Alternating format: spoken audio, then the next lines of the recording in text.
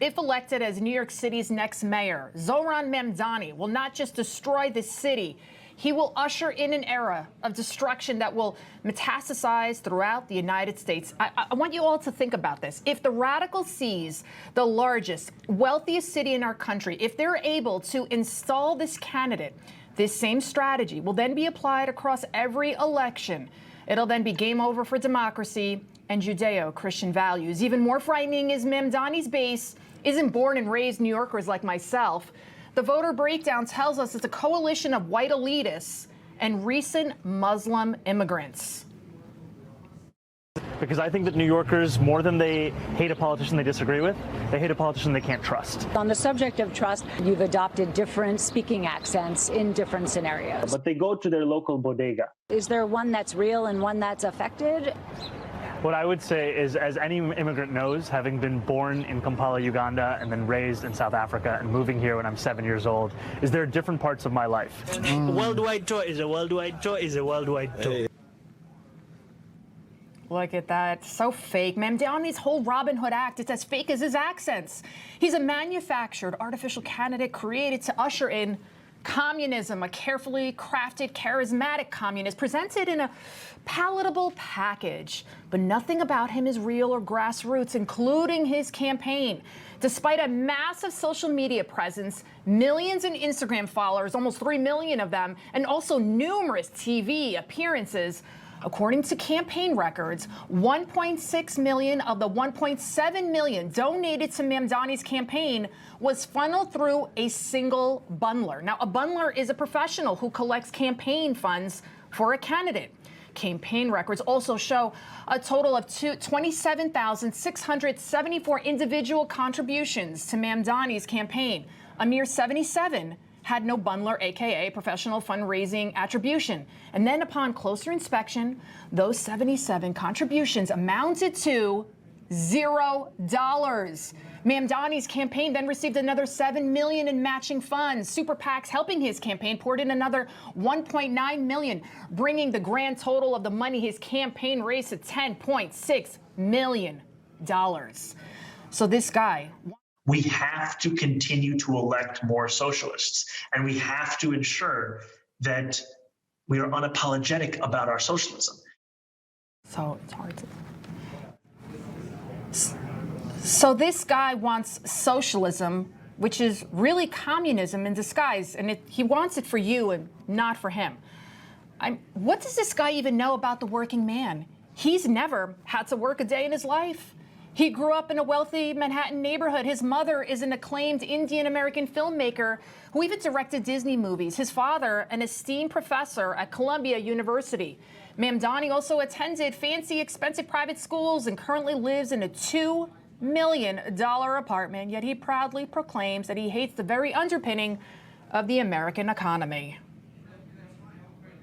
Do you like capitalism?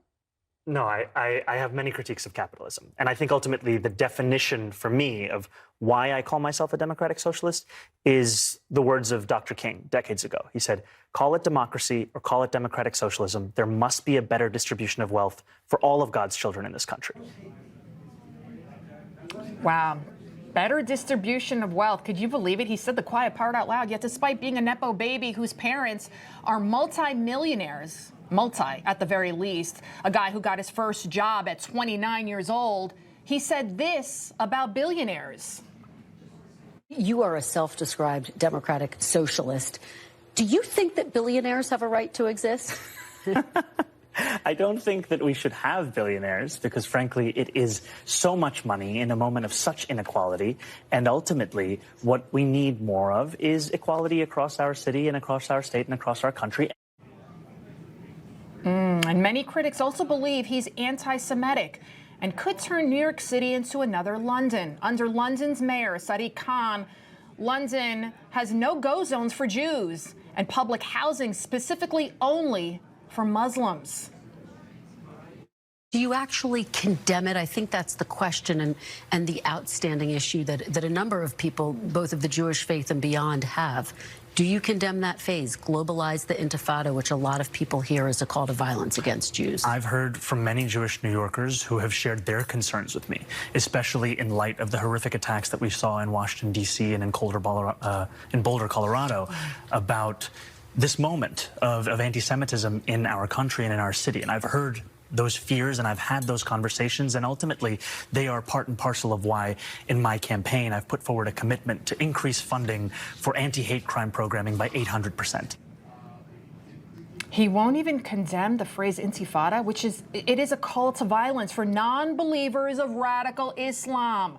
His campaign promises include tons of freebies, along with radical policies like abolishing the prison system, the defunding of police, decriminalizing sex work, drug use. And I want you to take a listen to his reasoning for doing away with law and order. Oftentimes, we've even found as legislators, when we go into these courts, the term violent crime is even used when people are stealing packages. Violent crime is even used when people are accused of burglary and there happens to be a housing unit in that same dwelling. So violence is an artificial construction. And we have to be very clear that what is happening here with these district attorneys, that is violence. Violence is an artificial construction, and district attorneys doing their jobs, prosecuting criminals, that's violence. Now that is some woke gibberish, guys.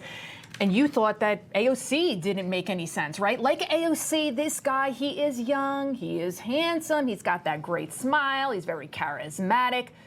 It's an archetype that has proven to be very successful, just like her. AOC, she also pretends to be something that she's not.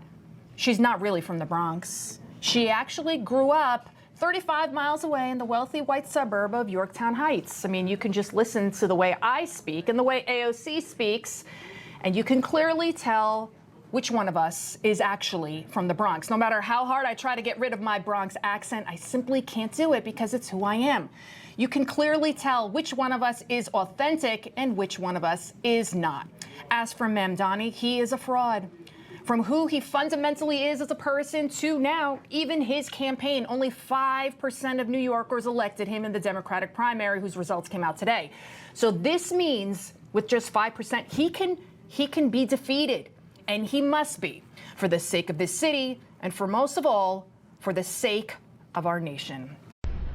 You know, folks, I thank God for my wonderful wife, my kids, my country, the greatest nation ever. And Americans like you who believe in the truth, the Chris Salcedo Show will never stop fighting for you. The Chris Salcedo Show, for the news you need to know.